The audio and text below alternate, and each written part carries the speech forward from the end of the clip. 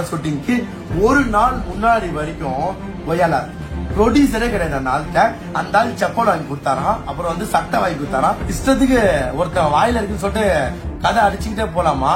என் வாழ்க்கையில இப்படி ஒரு கதை அடிச்சு விட்டவரை நான் பார்த்ததே இல்ல. டைரக்டர் அவரோட சொந்த ஒரு ஆபீஸ்க்கு யாரு காசுல அந்த ஆபீஸ் வைப்பாங்க, யாரு காசுல அந்த ஆபீஸ் வைப்பாங்க. வாசனு அந்த ஆபீஸ் சொந்த வாசனோட காசு அது.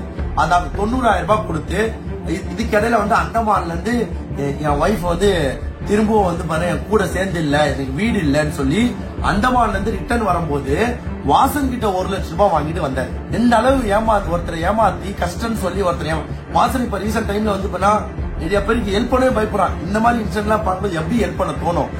ஒருத்தர் கண்ணுக்கு தெரிஞ்சு கஷ்டப்படுறான்னு அவ்வளவு தெரிஞ்சு 3 வருஷம் கூட இருந்தவன் இப்படி பச்சை வந்து அப்படி நம்ம ஹெல்ப் பண்ண தோணுன்ற மாதிரி இருக்கு. அண்டமான்ல 1 லட்சம் ரூபாய் வாங்கினது. ஆபீஸும் என் ஒய்ஃபே வந்து பண்ண என் கூட வந்து தனி வீடு கொடுத்தா. ஒய்ஃப் வந்து அவங்க அம்மா வீட்டுல இருக்கா.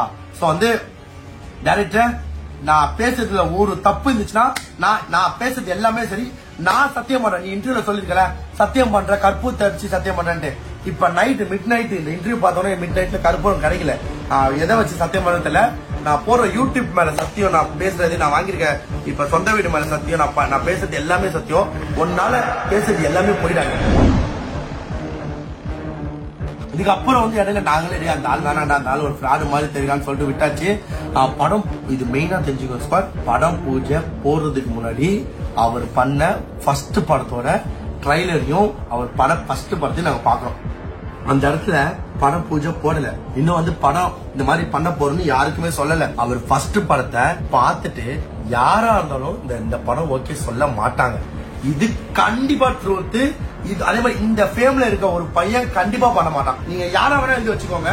அந்த ஆள் கஷ்டப்படுறன்ற ஒரே காரணத்தினால்தான் எத்தனை பேர் நம்ம பசங்க அந்த போஸ்டருக்கு அப்புறம் அந்த அவர் திருவிக்கா பூங்கா படத்தை கூட படம் ஃபுல்லா வந்து ஒஸ்ட் எல்லாமே அவன் ஒரு ஸ்கிரீன் பிளே இருக்கா அந்த மாதிரி ஒரு படத்தை எடுத்து வச்சுட்டு.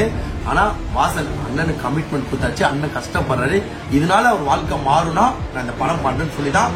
அதுக்கப்புறம் தான் அத்தனைக்கும் இவ்வளவுக்கும் வாசனோட சொந்த செலவு பண்ணி அவர் சொந்த காசை போட்டு அவருக்காண்டி எல்லாமே ரெடி பண்ணி கொடுத்து ஓரளவு ஃப்ளோர்ல போயிட்டு கடைசியில பூஜைக்கு வந்து அந்த கதையை சொல்றேன், பூஜை கதையை சொல்றேன்.